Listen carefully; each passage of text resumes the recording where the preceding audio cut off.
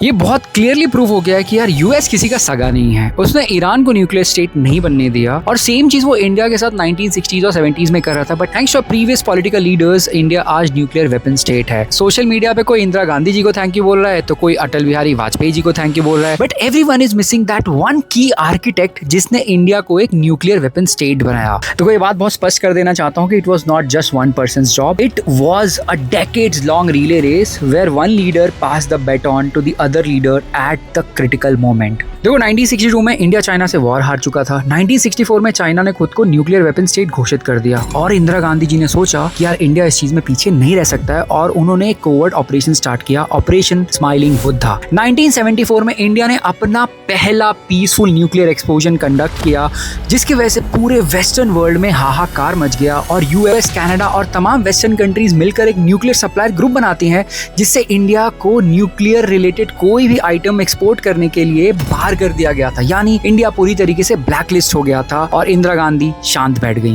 1991 में पीवी नरसिम्हा राव जी की सरकार आ गई and trust me, he was the architect, he was the most important person जिसने इंडिया को न्यूक्लियर वेपन स्टेट बनाया। ऐसे ही नहीं, he was called the father of nuclear weapons. 1991 में उन्होंने मिलिट्री को स्ट्रिक्ट इंस्ट्रक्शन दिए कि आप न्यूक्लियर वेपन्स बनाओ और ऐसे मिसाइल्स भी बनाओ जो उन न्यूक्लियर वेपन्स को कैरी भी कर सके। दिसंबर 1995 में इंडिया रेडी था अपना पहला न्यूक्लियर टेस्ट कंडक्ट करने के लिए।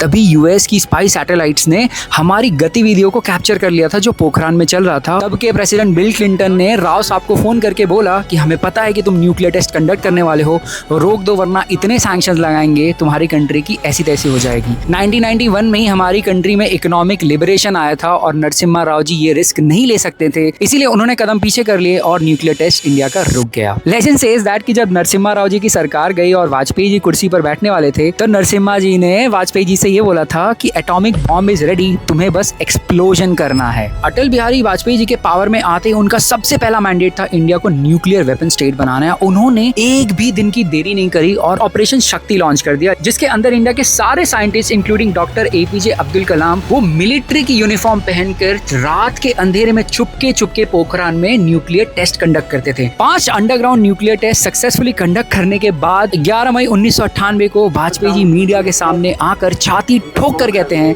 कि India is now a nuclear weapon state, जो उखाड़ना है उखाड़ लो,